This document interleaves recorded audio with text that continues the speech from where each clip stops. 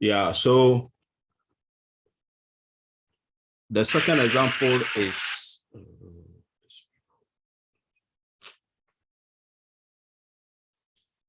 we have MTN telephone company, okay, claims that an average length of phone calls is 8 minutes.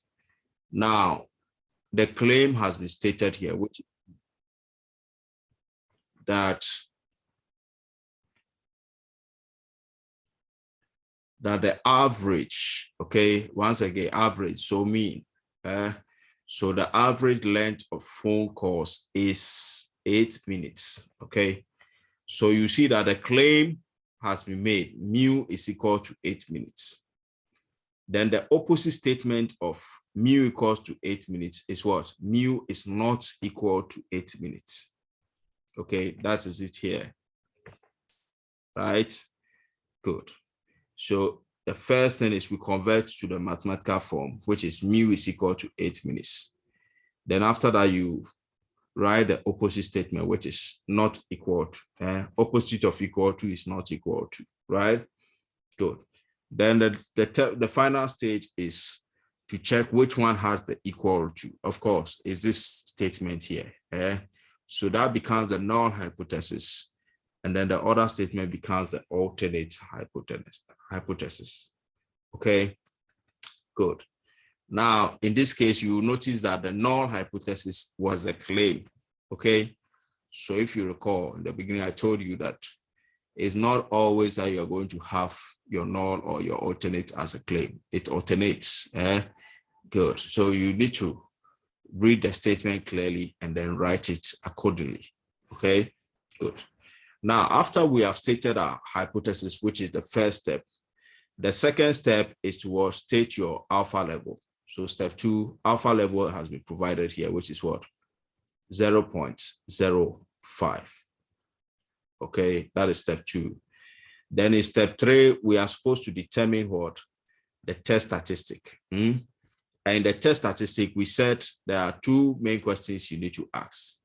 The first one is whether the sample, the population variance or the population standard deviation has been given. Okay, so let's go back to the question and ask ourselves if that information is given. So it says that a local company claims that average length of phone call is 8 minutes in a random sample of 58 phone calls. So you'll be given the sample size, n is 58. Of 58 phone calls. The sample mean, so we're given X bar, which is the sample mean, is what? 7.8. And the standard deviation is what? 0.5. Now take note, this standard deviation was for the what? The random sample, not for the population. Okay, he says in a random sample of 58 phone calls, the sample mean was this and the standard deviation was this. So it is not sigma, it is S. Okay, so sample standard deviation is S, variance will be S squared. So the sample standard deviation is what? 0.5 minutes. Okay, so clearly we have to decide whether we are using Z or T, okay? Because our sample, our population variance and population standard deviation is not given, right? Rather, we know the sample standard deviation, okay? Good. Now, to determine whether we are to use Z or T, you look at the sample size. And we said if the sample size is bigger than 25, okay, use what? Z, right? But if it's less than 25, then use T, okay? So we are going to use Z, and like you can see here, Z has been provided here, which is X bar minus mu over what? The sample standard deviation, that is S, divided by the square root of N, okay? Good. Our S bar was given as well 7.8 here. Our mean, which is the claim value, is 8. Okay, so 7.8 minus 8. divided by our standard deviation was also given. Okay, this is 0.5 here. Okay, then the sample size too has been given as well, 58.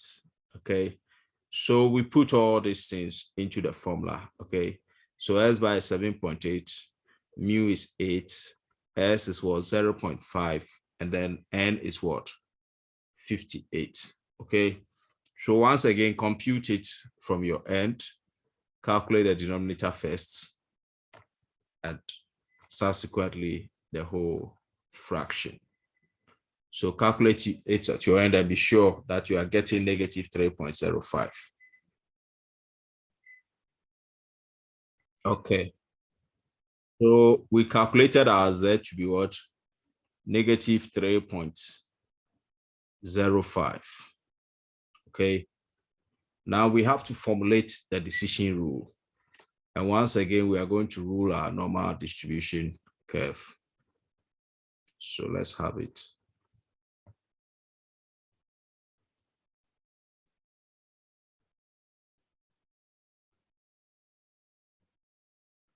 Okay. Good. Now you notice that the null, we are supposed to check the sign on the alternate hypothesis. On the alternate hypothesis, we saw that mu is not equal to 8, okay, minutes. Not equal to means when we say something is not equal to, then it means that the thing is either less than or it is what? It is greater than. Okay, good. So if it's less than, we said once it's less than, it's on the left. So left tail, okay, rejection. And then if it is greater than, then it is on the right. So a right tail also rejection also. Okay, that makes it a two-tail rejection region. So which means that one of the rejections will be on the left and the other rejection will be on the right. Okay, but you see, all these two will add up to still give you alpha, because alpha is the maximum probability of committing the type 1 error. So when I sum them up, they will still give me alpha. Okay, so if I'm splitting alpha into 2, then it means that if alpha is 0.05, okay, for a two-tailed test, you divide it into 2. So which means that each portion will be what? 0.05 divided by 2 will be 0.025. Okay, so which means that I'm going to read at this point, for the critical values, I'm going to read Z minutes. So Z with, it will be minus Z with what? 0.025 here. Okay, it's going to be a negative value on the left side. And then on the right side will be 1 minus 0.025, okay? Because that one is greater than, you understand? That one is on the right side. So that will be set with a probability of 0.975. Okay, good. So you see that we are taking 0.975, okay, and then negating it on the left side, or we will reach Z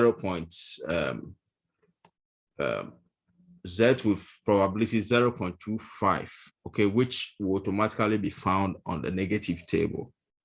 Okay, good. So what we'll do is, because the graph is also symmetric, we don't need to read both. You read only one. It's either we go and read this. When we read this, you negate it to get this side. So this will just be the negative of this, 0.025. Okay, right? Or we read this on the positive table and then negate it to get the left hand. So you only have to read one. So let's choose to go and read Z with a probability of,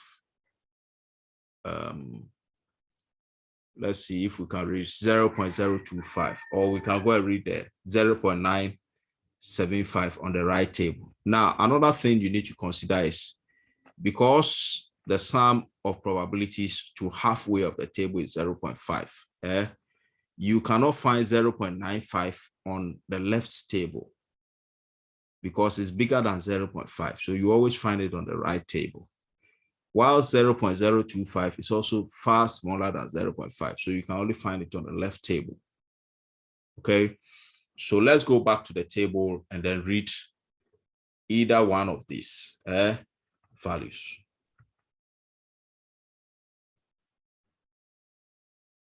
So like I explained, our objective is to read either 0.975 on the right table or 0.025 on the left table.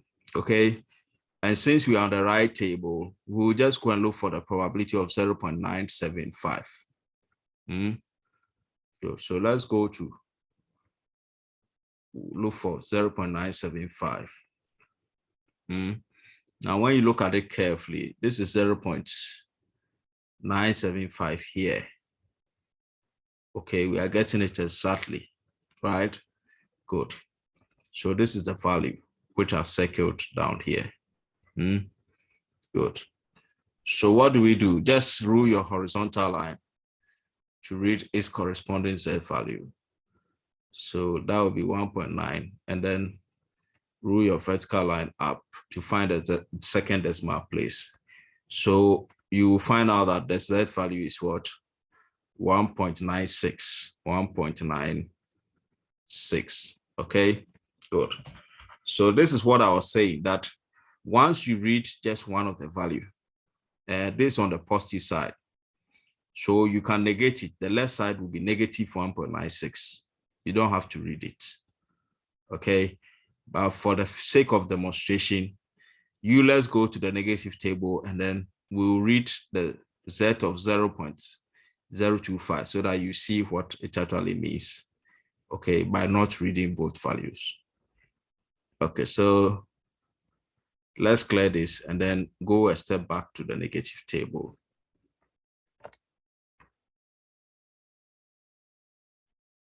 So we've come to the left table here. We are looking for negative 0.25. Okay, negative 0.25. Now, when you look at the values carefully, this is it. This is negative 0.24999. So that is 0.25, negative 0.25. This is it. So once again, rule the horizontal line.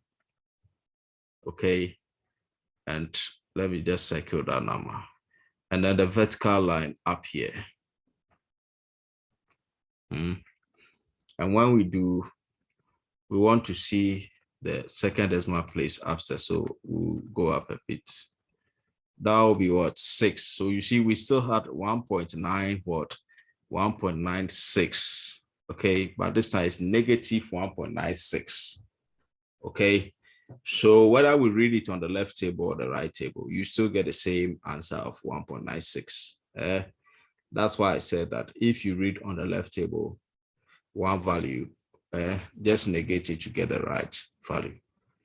Cool. So let's go back to our content, having achieved our objective.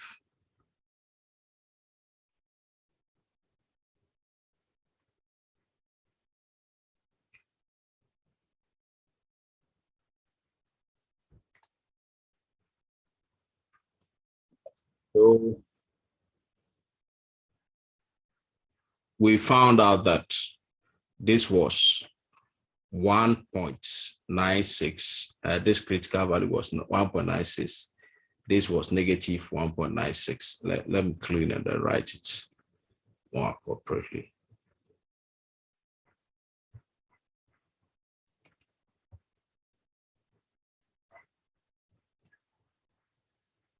So we have 1.96 and then negative 1.96. Okay, good.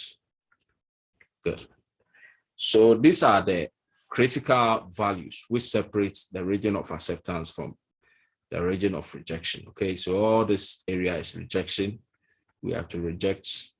And then the other side too, the flip side. Okay, anything below that is a rejection, right? Good. So what next? We formulated the decision rule that anything below negative 1.96 will reject and everything above 1.96 will reject. So we can now come and plot, okay, the value we obtained. We are now coming to plot it on the graph here.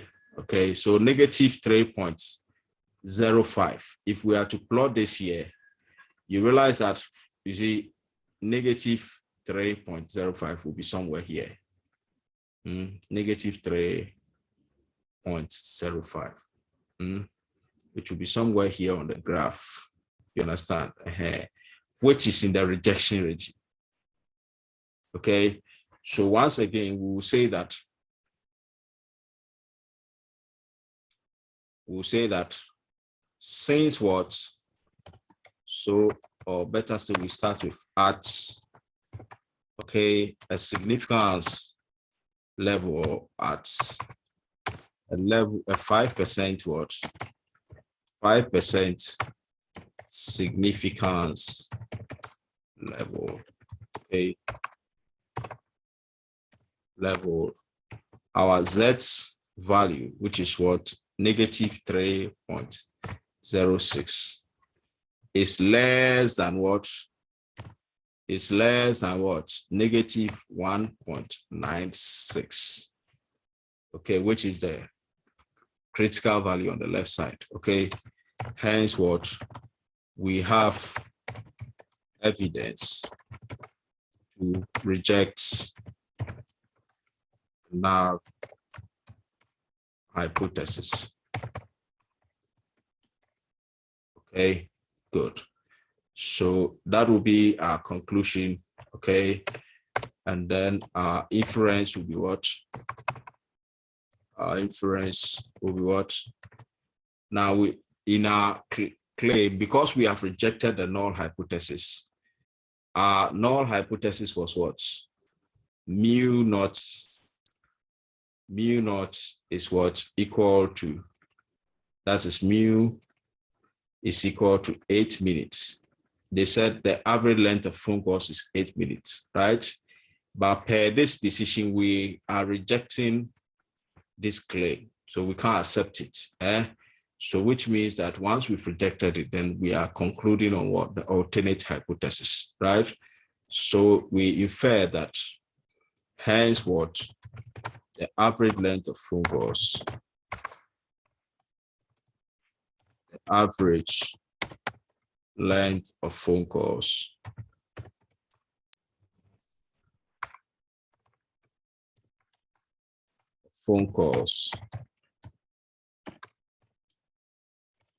is not, okay, is not equal to, or is not 8.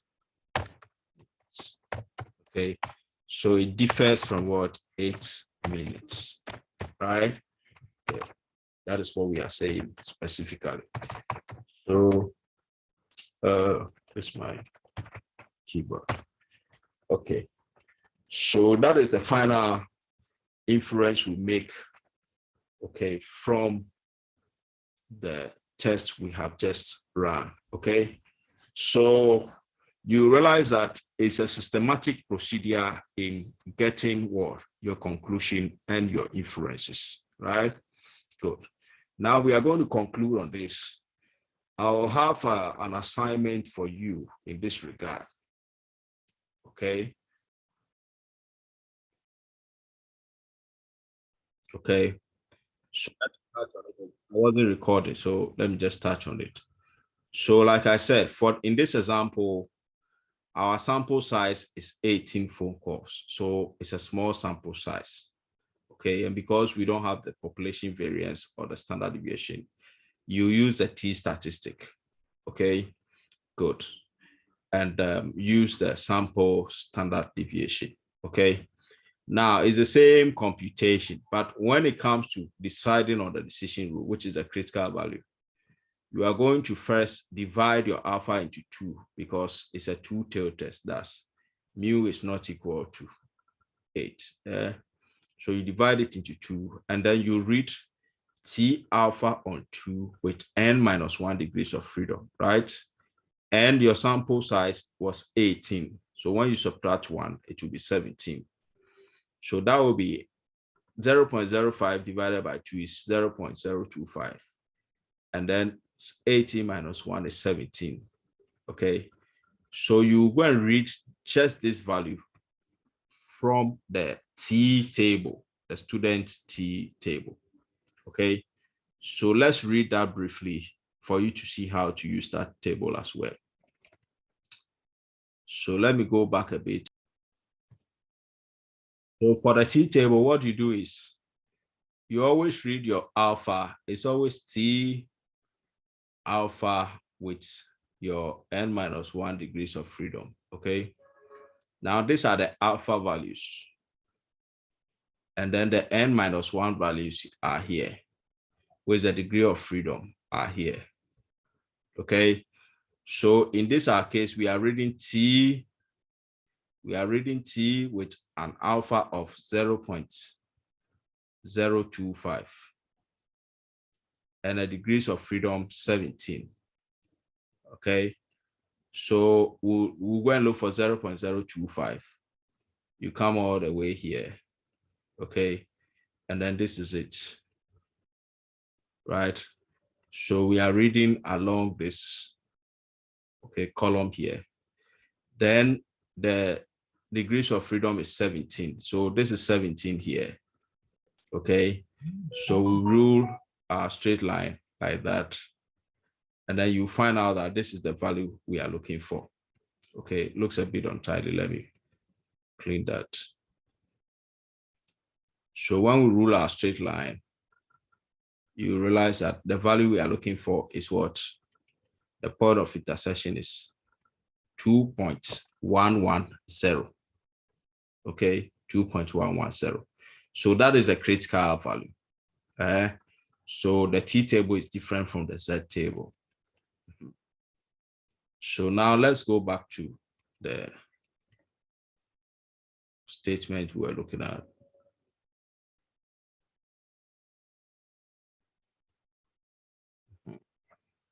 So you realize that this is the value we just look for, which is the critical value, 2.110 here. And since it's also symmetric, you negate it on the left side, which is negative 2.110. Then the next stage is we plot the calculated value here. But when you plot it, you realize that it's in the acceptance region. This will be negative. This is negative 1.697. It will be between 0 and the negative 2.11. Okay, good. So you conclude that at what? A 5% significant level, okay, since T is greater than the negative 2.11, we do not have evidence to reject what? The null claim. So this time you don't reject, okay? So you don't have evidence to reject, which means that we are going to accept what? The null claim. So with this evidence, we are saying that mu is equal to what? 8, okay, minutes in terms of the inference, okay? So that is how you conclude, right? Good. Yeah, so with these examples, you are supposed to go and do these 2 assignments. Please don't come with excuses, okay, in class. You're supposed to do these 2. It's an assignment, and I'm going to take them, okay, in the course of the week. Take note of that. Yeah, if there are any questions, you can raise your hand before